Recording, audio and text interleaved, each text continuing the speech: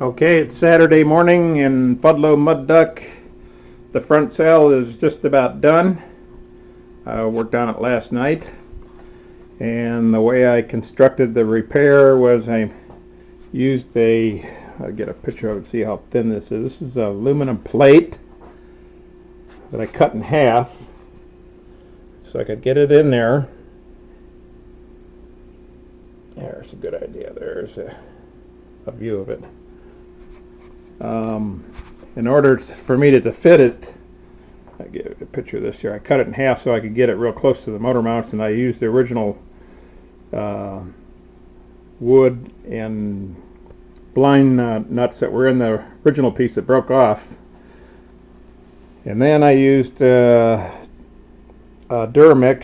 2-part epoxy that comes in a tube, and that's got a cure time of about an hour, and it hardens up like cement. So that thin aluminum plate now is probably an inch thick in areas, and the Duramix acts like lead, takes out the vibration out of the motor. So that's bonded in there, and it's sandable and grindable, so you can make it any shape you want after you get it in there. I screwed the thin aluminum plate onto what was left of the existing motor brace, which is a 1/2 inch thick. And then I put the servo is inside, the CDI ignition system's inside the module, the gas tank's inside the module, and the battery reducer's in there. I'm going to try, here's a prop I'm going to try to run. This is a 20, let's see, it's a monster. 28 pitch, 20-inch prop, 8 pitch. So I'll be idling around with that one. I've got people asking me about what materials I use and tools that I use. Most of the time I like using this THRU glue. This is THRU tack, water-based adhesive. Within minutes it tacks up real nice, and I use Tidal Bond 3, which is waterproof wood glue. I like that stuff. Works good. And then some of the fasteners that I use, I don't buy them at the RC store because they're so expensive. I get them from RTL, and they have nice package kits. You get about 100 screws at a time. So you need servo screws or some of the servo screws. But these are good items, and when you buy them from RTL, you get them at a pretty good price.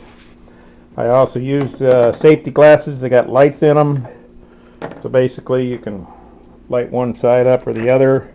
These are real handy to use, especially if you're working in real tight areas that you have problems seeing.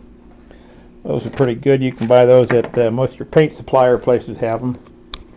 The only other thing that I like that is a good knife. I like selection of knives, and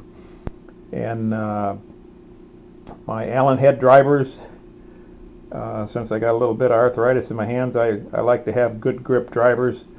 These are well worth the money because they last a long time. They got replaceable tips in them.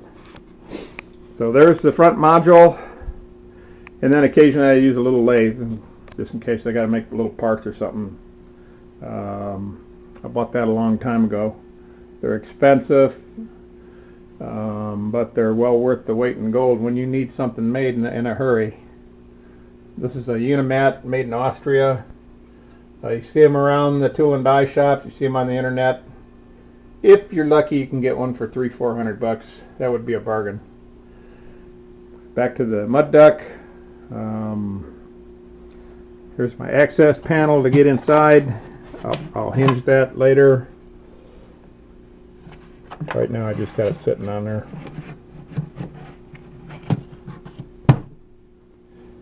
I'll put a tape hinge on it so it works. Give you an idea underneath the engine what it looks like in there. A little side view, and I'll give you a back view.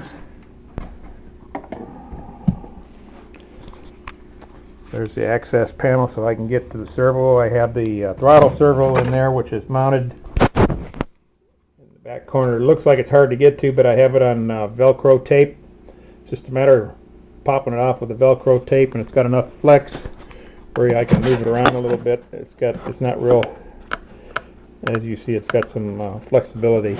Keeps the vibration out of it. And then I can get in through this way with a 4x4 module remove, give you an idea what the inside looks like.